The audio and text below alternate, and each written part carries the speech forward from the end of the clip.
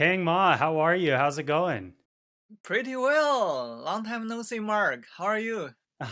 I'm doing amazing. I'm so happy to have you on today and to be able to chat a little bit about your background and kind of where you're at with your brand right now. So, for everyone listening, this is Teng Ma. Teng Ma is the founder of Aberlite. They are a men's grooming brand based out of New York. And to start off today, Teng, why don't you give us a little background on Aberlite and yourself and how you got started with the brand? Sure. Yeah. Thank you for having me, Mark. So we start. I started Aberlite literally like 6 years ago. When I was doing my postdoc work at Brown University. So you want like the story how it got started, right? Quick short story. Okay. So at that time, I was struggling find a job in industry, so just thinking maybe I can do something on the side. So Amazon, keep popping up. At that time, 2017, that's the really the golden time doing Amazon, and so I picked the beard niche, men's grooming niche at that time because my neighbor he had a beard, so we are in decision like three niches. So I just picked the beer niche. I think I was lucky at that time. So we start from 9 beer products. So I literally spent 1 year develop 10 ish products, like 10 months. In 10 months. So the result is we launched our products on Amazon the 8th of 2017. Three products sell pretty well, three product mediocre, and four products just disaster. So year one we did 2018 was the year one we did 300K in revenue on Amazon, and the next year, basic selling beer products ranging from beer shaping tool, beer oil, um, and beer corn. And the second year, we did better 1 million, like 2018, because we launched our best seller product, beer heated brush, beer straightener, and that's year two. Year three, we start to uh, launch on Shopify, because that's how you build a brand. Amazon is quite different, relatively simple. Uh, and year three, we start launching Shopify. That's 2020. Also, we launched our first Kickstarter campaign for our beer straightener.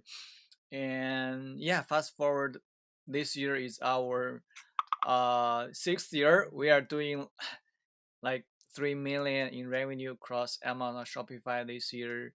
We learned a ton. Literally, I just talked to my friend yesterday, talking about, okay, if we cannot like scale fast enough, hit the 5 million mark, maybe you need to pivot here there. So yeah, we can touch base on that. Yeah, later maybe. Well, that's awesome. And Tang, I think it's interesting too. Tell us a little bit about your background, like being a professor, and like what have you like? Did that help you actually get into inventing and designing these products in the beer niche? Oh, actually, I was not a professor. I was doing my postdoc work at Oh, you're doing your post-op work. Okay, cool, cool, awesome. yeah, postdoc work. I got my PhD in mechanical engineering um, from Arizona State, and then I did my postdoc work as a scientist researcher at Brown University for 1.5 years. And my research topic is was related to silicon ribbon buckling behavior. Actually, my first product I invented, which is a beer neckline guide. Still, I need to use the buckle behavior to make it wearable, flexible. It's pretty funny. Um, yeah, my my PhD thesis topic was to buckle silicon thin film for lithium-ion battery applications. And my first invention for my e-commerce business was buckle thin plastic film uh, for bare neckline guy. That's awesome. And I'm curious, do you feel like having these patents, specifically being a D2C brand and like growing in starting and still, you guys still have a pretty successful Amazon channel, right? Do you feel like having those patents has really helped you guys have legs on Amazon apart from competitors? Yes, definitely. Because we have, for most of our products we developed in house, we have design patent, which is relatively easy to get.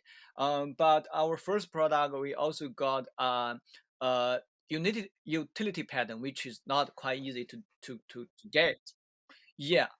So it quite helpful because in our niche, literally might be only like one brand has a utility patent. So yeah, that way, from one thing you can defend your niche. Secondly, also if customers sees you have a utility pattern, yeah, says a lot. So that's why both of our beer shaping tools on Amazon, they are bestseller in their niche. That's awesome. Very cool.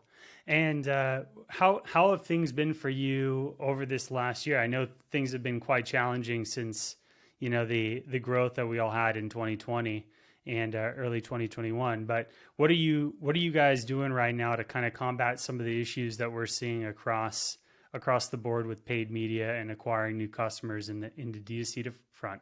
It has been pretty challenging for us in the past like more than 1.5 years. Mainly due to the the iOS. um, because we heavily relied on Facebook ads previously. So that's good and bad. Good is if Facebook ads works, it's good. Now it's quite challenging.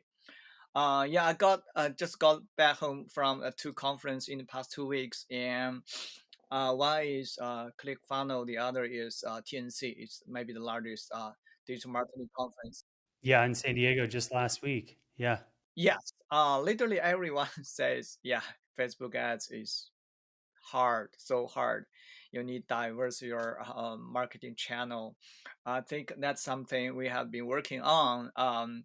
For example, because we are in the mass grooming niche, so it's pretty good niche to do affiliate marketing.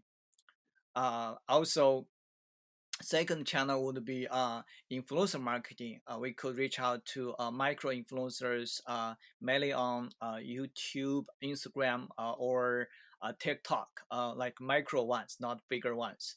And a third channel may be wholesale for us, because like 2 weeks ago, I went to BarberCon in Dallas. We talked to barbers to see if they are interested to carry our heated brush, beard straightener in their shops. Maybe they can get more profit from selling our straightener than doing a haircut. So that's something we are exploring right now in Q4. that's awesome. And I'm curious too, do you guys have any other products that you're developing on the horizon or anything else? Any way that you're expanding out into other men's grooming products? Or are you still more or less focused on beards within men's grooming right now? Yes, for sure. Because we start with a beard brand, and now we are pivoted to a men's grooming brand because although beard is still basically it's trending in the US, we can easily see, I think, like 20% ish guys have beards, whether it's like longer ones or stubbles, but still majority of the guys have no beard. So that's a much bigger market. That's why we are developing beard trimmers, uh, body trimmers, bald shavers, also some consumables like hair shampoos, face moisturizer. That's something we can targeting a much larger market. That's awesome. And with those two channels that you think I mentioned with you, what you mentioned a minute ago, I know you guys have done a lot with with YouTube influencers in the past. Do you still feel like YouTube is a better front for working with micro influencers over per se TikTok or Instagram? I would think YouTube is quite unique because the content put up there, they're evergreen. That's why we keep getting sales from very old videos, like released like maybe 2-3 years ago. If we put like commission a discount code there for the YouTubers, but still influencer micro influencers from TikTok or Instagram, they're I think equally important because YouTube relatively it's hard to find tons of YouTubers in your niche, especially for men's grooming or bear niche. It's just not. I'm not sure if we can find more than like 100 YouTube channels. I think the interesting thing for you where you're at right now, I mean, I think the men's beard care is super niche of niche, but I think as you start expanding into more men's grooming in general, that opens it up to so many lifestyle driven like male YouTubers, right? Across like multiple niches. Anything from gaming to outdoor adventure, action niche sports, like I think there's a lot you can do there to essentially like turn ambassadors these YouTubers into ambassadors for the brands and potentially even put together longer play deals with them if things are working early on. Yes, exactly. I think for the beard community on YouTube, the largest YouTube channel specifies in a beard maybe has less than 300K followers. But if you just expand it up to the men's grooming niche, there's so many YouTubers have more than 1 million followers. Yeah, so it's just a much bigger market. That's great. And I know you also mentioned affiliates. Are you guys building your own, are you guys building the affiliate channel and working with influencers or other affiliate media companies in that realm? Yes, I think for affiliates, there are several ways you can do. One is something I just learned in the conference. You can work with network, bigger ones, and that maybe work with publishers like GQ, or different blog websites, because if you search Google for any e-commerce product, typically on page one, so many results are from blog articles like top 10 beard trimmers. Those typically are from affiliate network. This is one way. Second one, maybe you can leverage some apps to maybe work with your existing clients. Ask them if they can refer this product to their friends or share it on their social media so that they can get like let's say 10% 20% commission fee. Yeah. That's great. That's cool. Yeah, I actually know a really good affiliate manager. If you're interested in me introducing you to her, I think she might be a good resource just in general to get to connect with. And she works out of ShareSale and CJ and a lot of these other networks and get you access to tier one publishers. So Yeah, that would be great. Yeah, we are actually looking for affiliate manager right now. cool. I'll send you an intro to Anna Barker, who's one of my I've introduced her to a lot of my clients over the years, and she's really great. So I'll get that for you. That's cool. Yeah, I think for you've got such evergreen products that you know you get users through some of these good affiliate platforms, and you start building up these channels and good relationships with affiliates, and I think it's a great win for you in the long run, and also builds like more sustainable like growth just in the long term. Like it's affiliates is never going to be one of those channels. It's going to like it's not like the affiliate world of 2015 where we'd get people into monthly recurring subscriptions and it could scale like crazy, but still you get the right affiliates in network and it becomes a sustainable channel where you can rely on that income month over month from those sales coming from it. Yes, definitely. Yeah, cool. And I'm curious, are you guys doing anything else like on TikTok? Are you guys expanding ads on TikTok as a platform, YouTube as a platform? Have you guys tried anything else? Oh yes, we actually tried TikTok for different things. TikTok ads we have been trying running TikTok ads, but the performance is not that great. Mainly because um, TikTok ads is quite different from Facebook ads. Facebook ads maybe you can have ads running for like 1 year still pretty well.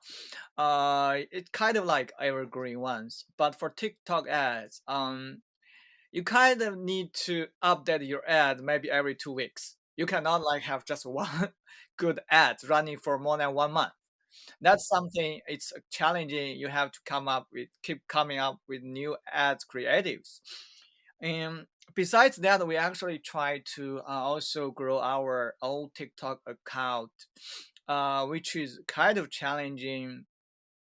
Yeah, but we just try to make decision between hiring several video creators, maybe release daily videos, or maybe we need hire an agency. They know how to have the right hook or have the right video format, make maybe one video go viral. That way you can grow your channel pretty quick. Yeah. You know what we found with TikTok just in general with on the paid front is higher produced content on TikTok works a lot better than the UGC content surprisingly. And I think because, you think about different platforms, it's always something that's standing out apart from something from everything else. Everything on TikTok is obviously UGC, lower produced value, user generated. But when you throw in higher produced content onto the platform, it stands out and stops the feed. So apart from, what we saw on Facebook where it was everyone was going higher produced for years and then to lower produced ads tends to work better. So I think it's interesting just where the paradigms are going on these platforms and how things are evolving. I'm curious, have you guys ran any or had any success with YouTube for top of funnel traffic as well, like running paid on YouTube? No, actually, we are also thinking about running some YouTube video ads because we tried YouTube ads literally 2 years ago when we launched our Kickstarter campaign, and at that time it's pretty hard. YouTube video ads is quite different from Facebook ads.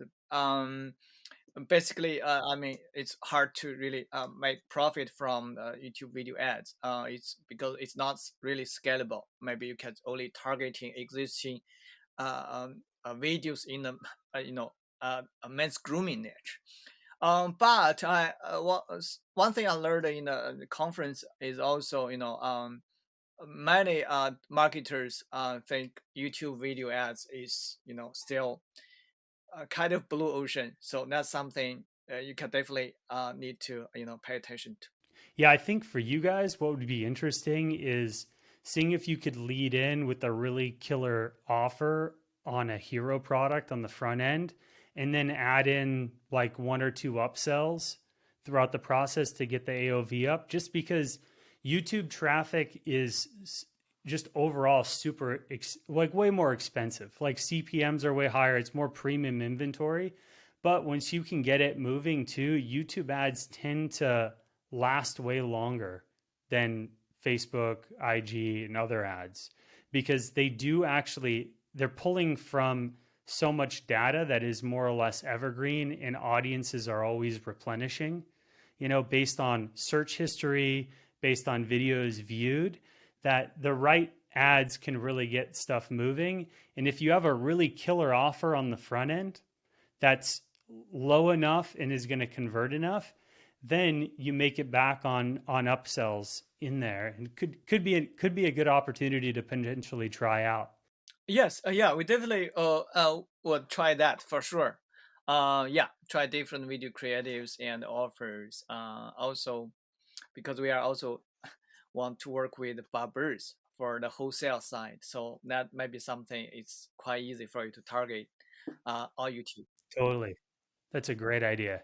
Is to target barbers, get them in there, schedule calls, build a whole B2B funnel to essentially onboard them and uh, turn them into your sales team. Yes, yes. You know, it'd be interesting too, Tang, is there's a couple of like there's a couple of guys that sell like info coaching programs for people to become like higher paid barbers and like pretty much like a biz op opportunity for barbers. I can't think of their names off the top of my head, but I know there was one that I stumbled across that was like how to charge $300 for a men's haircut. And there's essentially, I think the guy's out of the UK and he's, has a whole biz op program on how to teach people how to become a high end barber and be able to grow like a multiple six figure business, like not selling, $30 to $50 haircuts, but like $200 to $300 haircuts. It could be interesting if you were to partner with someone like that already has a network of barbers and come in and partner with them and then make some deal to essentially onboard their network of barbers into the ecosystem of becoming an affiliate or a wholesale partner with Aberlite. Yeah, I think that's a great idea. I know who you are referring to. I saw their ads as well. I remember their slogan was "Work less, earn more," something like that. Something like that. Yeah, Very, yeah. very simple. Yeah. So that's awesome. That's cool. And I'm curious too, just what are you guys doing for holiday this year? Do you guys are you guys launching your holiday offer early? Do you guys have anything special you're doing? Just curious, since we are just the first weekend of Q4, how things are looking on the horizon. Yes, I think this year we will be launching our campaigns earlier because I think we in the past 2 years, like during pandemic, brands tend to have earlier campaigns, not like wait until Black Friday. Especially this year, Amazon launched their second Prime Day. The date is October 11th next week. So it's funny, Amazon launched their Prime Day like 30 days earlier than Black Friday. If, for example, if you bought their product and then you saw a better deal on Black Friday and then it's out of 30-day return window, so you cannot return it. Totally. Very strategic on their point. Yeah. Yes, that's something I think we could definitely mimic. We will have it earlier, maybe like first week in November, even earlier. That's for the promotions. But for us, because we will be launching new products in December, so maybe we could also try some pre-launch. It's kind of similar to Kickstarter campaigns. We do not have product available now, but if you want it get delivered before Christmas, you can pay it now. Yeah, totally. It'd be interesting for you too, Tang, since you guys have so many different products in your line across the grooming realm, you could almost do like full on gift boxes and like brand them where it's all ready to go. And, I'm just throwing out some ideas for you, but I think that could be interesting if you do like a men's grooming specific box, or you do one for like the ultimate beard kit and you brand it for holiday. It could be interesting to tie that all together. Yeah, that's a great idea. I think from our existing product line, the beard straightener, that's our best sellers. We still have like 30%, 20-30% customers are women. They just won't buy it for as gift. So yeah, gift is quite easy to sell, especially during Q4. Although they have pretty high price tag. For sure, for sure. And I'm curious too, how's your customer lifetime value been, and has it been increasing now that you guys have been releasing more consumables? Because I know when for a while it was like you guys had the hero products that were mostly hard goods and a few consumables that were very, very, niche beard specific. But I can only imagine now that you guys are seeing LTV increase as you're getting more into the larger consumable niche of men's grooming overall, right? Yeah. So this pretty good question. That's actually something we just have been working on this year, because our product mainly are tools. The problem for tools is just one-time purchase. People don't need second one if it's still good. It's not like consumable. Um, but we still have some return customer. Maybe they bought corded brush, a straightener, and then they also want a cordless one. Uh, but still, majority of the customer they cannot afford because both tools because they are pretty expensive, like $100 each product. And that's why that's quite challenging for us because if you do not have return customer, basically It dies out. You might as well just be selling on Amazon at that point, right? Because you don't need to own the customer. Yeah. exactly. That's why we are launching beard trimmers. If you have a beard straighteners, right, you might also need a beard trimmers. Also for the consumable product, that's something you might need whether you have beards or not. So that's something we need to see the data maybe earlier next year. So yeah, that's something I think is critically important for a brand. If you do not have a really good lifetime value, do not have the second purchase, third purchase from an existing customer, it's hard. Yeah, totally. And I'm curious too because you were a brand that started on Amazon and you transitioned to multi-channel to D2C as well. Like what's some advice that you could give to other brands that are potentially thinking of, let's say that are on Amazon and want to start D2C or D2C and then want to get an Amazon channel? Is there some advice that you could give to brands that are looking to go on to multiple platforms if they're on one or the other right now? Um, sure. I think G2C or let's say a Shopify, it's quite different from Amazon because you need to have your own traffic, and especially right now, it's quite challenging for paid ads. So Amazon basically you just need two things. One is a high ranking. Second is lots of good reviews. That's two things you can work on. So I think if you are Amazon brand, you want to get onto D2C, you need to have your own channel, a marketing channel to get your clients. That's first thing. Also, I think for D2C, if you have pretty low price tag product, that would be quite challenging. How you can acquire new customer, in a very sustainable way. So that I always think you need to have a premium uh, price or premium brand. That way, it's relatively easy to you can have more room to acquire new customer. Yeah, you need to have a really brand, not like something on Amazon. I think many products are commodity, so it's not something really unique. People uh, are willing to pay premium price. So yeah, but I still think Shopify right now is quite challenging. If you want like start a new brand, it's maybe still easier to get started from Amazon.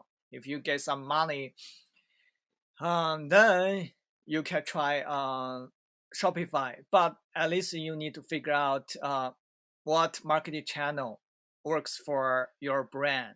If, for example, Facebook ads or TikTok ads, I don't think they work for all products. If your product, you can do really good UGC videos. Maybe have a before after comparison, and that would be a good fit for video ads. Maybe you can try Shopify store, because I have many Amazon seller friends. They are 8 even 9 figures on Amazon, but the problem for their niche are they are like commodities, so it's really hard for them to do Shopify. Yeah, that's something. But maybe they just keep doing Amazon. Um, it's still a really good cash cow for them. For sure. I'm curious, are you guys on Walmart as well as the marketplace? Oh, are you talking about the Walmart website? Yeah, yeah. The Walmart like ecosystem as well for marketplace. No, no. We only sell on Amazon.com. I know many Amazon sellers also sell on Walmart.com, but the volume is relatively low. It's very low compared to Amazon. Yeah. Yeah, yeah. Cool. And I'm curious, do you guys spend money on paid in Amazon Marketplace too? Oh, Amazon PPC. Yeah, yes. I think it's inevitable. If You have to if you're going to grow the channel, it's just one of those things that you have to play by Amazon's rules and buy some media on it, right? yes, yes, I do have a Amazon seller friend. They barely spending on PPC because their niche may be kind of unique. I think for a majority of brands, maybe still you need to spend on PPC, and then in Amazon's eyes or algorithm, they will like give you better organic ranking. That's something we I think it's maybe make more sense for Amazon, and also because Amazon is quite competitive. It's not like Shopify. You just uh, because you need to defend your product page. You can You got to build a little bit of a moat around it. Yeah, yeah, literally you can have tons of like maybe on your product page you can have 20 maybe 30 plus position. Your competitors can place ads on there so that it's better for you to uh, put your product on your product page so that you can defend your self pretty well. for sure, for sure. And I'm curious, what's your long-term goal with Aberlite as a company, Tang? Do you think this is something that you want an acquisition on one day, that you want to build up to a certain multiple? I'm just curious, what is love to always understand from other founders what's their longer term goal with the brand. I just talked to my several of my um, e-commerce friends yesterday talking about, okay, this is my 6th year, we're still not uh, over the 5 million mark, right? Or not even like 10 million for sure. So I feel like if you have a good niche, you should be able to scale up to like 5 even 10 million pretty fast, maybe 2 3 years. But for me, I feel like first 5 6 years I learned a ton. I learned Amazon, Shopify, but still we are not like scaling up as quick as possible because we should launch our new product, expanding our niche from a blue river to a blue ocean much faster.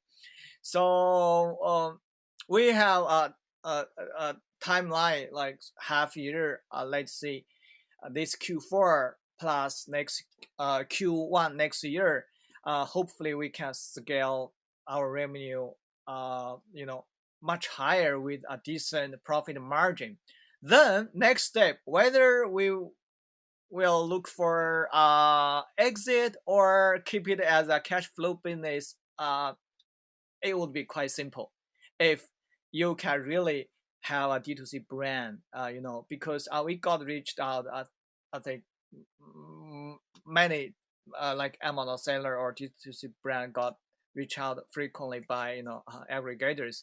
But The aggregators and open store now, that in some of these other companies that are just straight up buying Shopify brands too. yes, but the problem I think for us is majority of our revenue still coming from Amazon. So if we sold at Amazon brand, the multiples is pretty low. Maybe I don't know now.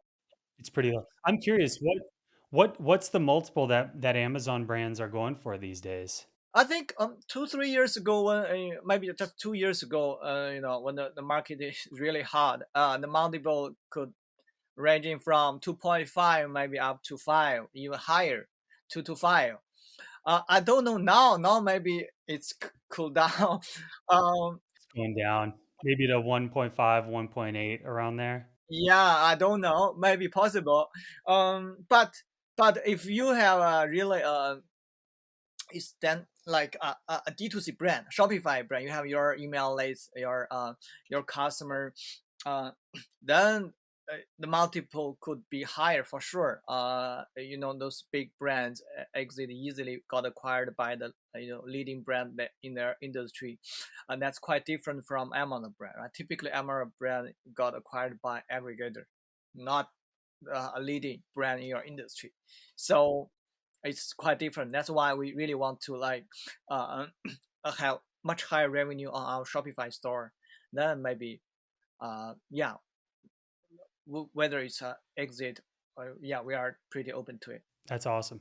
And I wanted to mention too, like we worked with a few years ago, we worked with this one uh, eco-friendly brand that was honestly like a marketplace selling a lot of different eco-friendly products for home and this and that. And they got into one niche, which was making shampoo and conditioner bars, and it blew them up. I'm talking about from doing mid six figures a year to multiple eight figures a year within a period of like 8 to 9 months. And of course, this was during COVID too. But still, it was pretty amazing to see. And obviously, it was a high margin consumable that really drove the business into a massive trajectory. So I think it's like one thing to think about where you're going with men's grooming is just to think about like what's that consumable that is a new opportunity that no one's seen before. And I think like shampoo and conditioner bars are more or less being seen, and you've got big brands like Dr. Squatch that have been selling bars for soap bars for years now.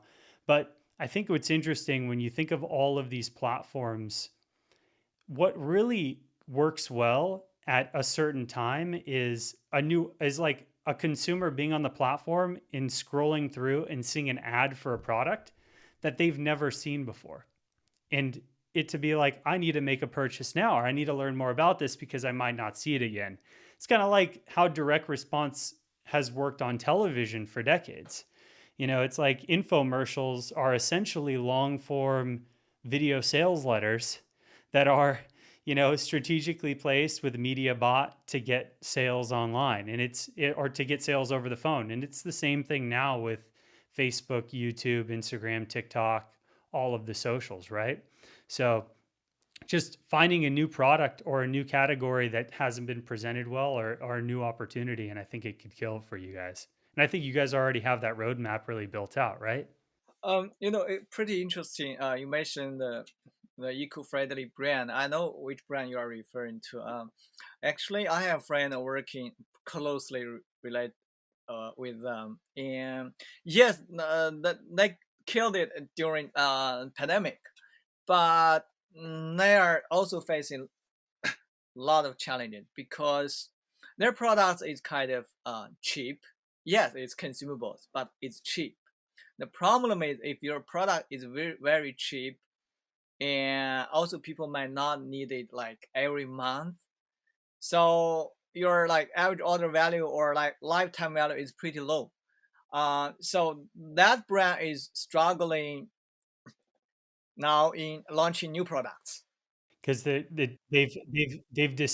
really got themselves into a specific category, but it's tough to get themselves out of that category, right? Yes, yes.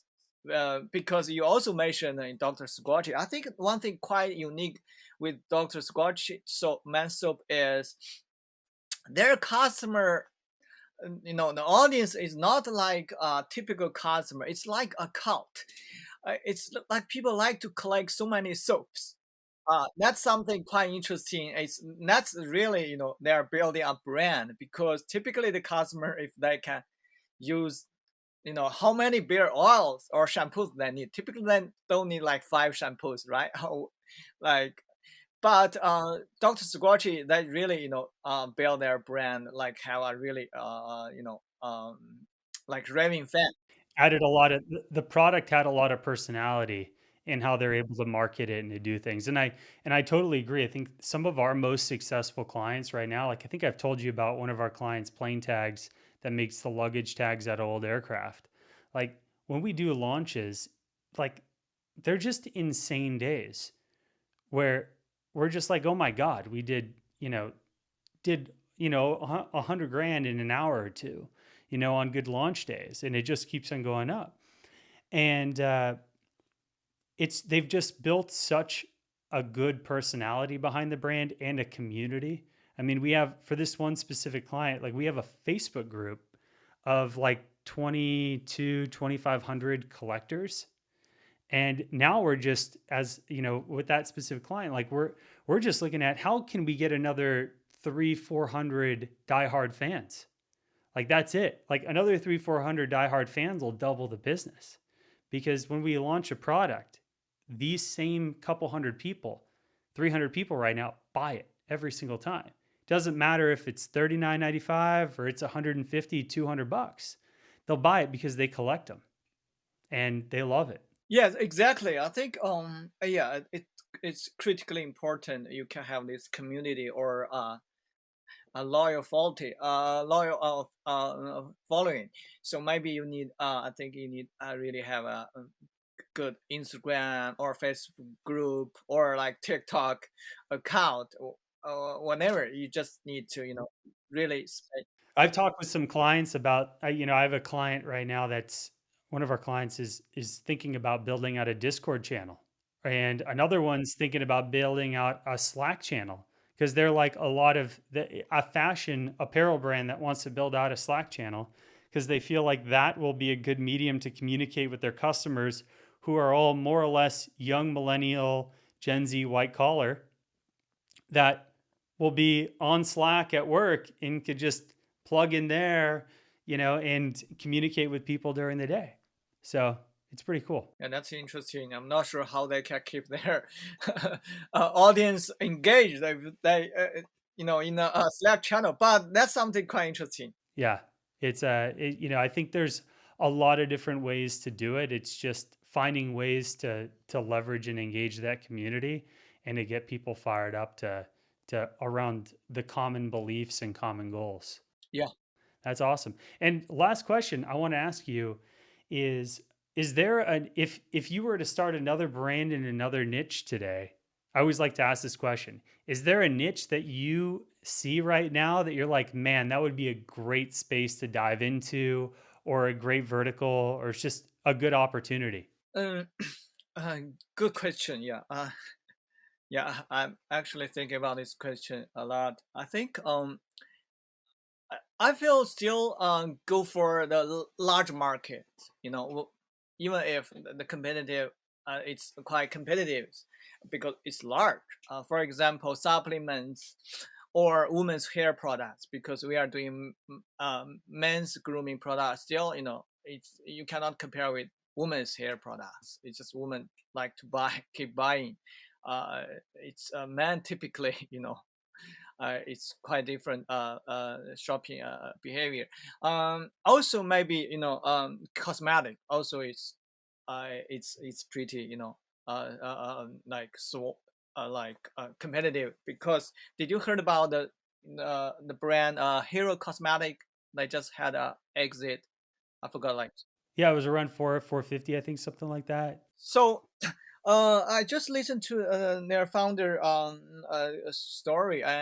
Their founder, I believe she's maybe America born Korea, but she lived in Korea for like 1-2 years, like 5 years ago, and then she noticed people over there, they just like to use this kind of like stickers on their face to cure the how to call it, cure the Like I think whiteheads or acne. Yeah. yeah, acne. Yeah, acne. Yeah. So it's something pretty new. She never saw it in the US. Then she just developed the product and launched it on Amazon to test the market. And they just bootstrapped the brand within 4-5 years. Have a like it's 9 or 10 figure, 400 million, like maybe. And how long did it take them to build that up? They started business at 2017 Wow. on Amazon. It's like for. Talk about an exit. Yeah, it's crazy. So from that, I feel like Yeah, you need like travel more, like in Japan, Korea, or Europe, right? Because you will see some products quite different from product in the US. Yeah, yeah. I mean, it's wild when you look at like categories and like think about Red Bull. Like Red Bull was founded by the founder traveling to Asia and stumbling upon a drink with caffeine in it that could keep people up working later. You know, it's and then he just rebranded it and licensed it out of the country and worldwide. So it's it's wild to think where, you know, like we talked about new opportunities. It's like even though there's an existing opportunity in Korea, there's the massive market of the United States, Europe, other realms of the world that haven't seen that product, right? That haven't been you know, that haven't been exposed to it, and all it takes is taking that product, rebranding it and repositioning it for another market. And it's wild to think like you're just taking an existing product, repositioning it, bring it to another market, and that can be a great business right there. It doesn't always have to be inventing or coming up with something from scratch. Exactly. It's so hard to like invent a wheel, right? Uh, but it's just all about profit market fit. You know, Korea product, US market. It also depends on like how large you want to grow your business. If you want like 100 million plus, it has to be maybe in supplements, cosmetic, or yeah, hair products. If it's 10 million plus, maybe you can have uh, more categories, niches. So yeah, I think it's pretty funny. I also think so many brands they cannot they just stuck at certain revenue uh, level cannot really scale up because their niche just so small. There's no way you can scale it up maybe beyond 10 million or 5 million. Maybe you can just start a new brand. That's like the quickest way for you if you have already got those experience. Finding product market fit can be so challenging and very expensive. And just taking something, repackaging it, bringing it to a new market, testing it out really fast is such a great way to rapid prototype, bring to market, and test out versus taking on all of this risk from building something from the ground up and taking 6, 12, 24 months to launch. Yes, exactly. That's awesome. Well, Tang, I know we've gone a little over, but thank you so much for joining us today. If anyone wants to get in contact with you, is there a good way for people to reach out or get in touch or learn a little bit more about Aberlite? Yeah, sure. Yeah, you can just search my name Tenma on LinkedIn. Yeah. Awesome. What I'll do is I'll add in your LinkedIn bio and also a link to Aberlite down to the show notes so everyone gets access to it after. Yes, sounds great. Awesome. Well, thank you so much, Tang. Appreciate it. It's great having you on today. Thank you for having me, Mark. You're welcome.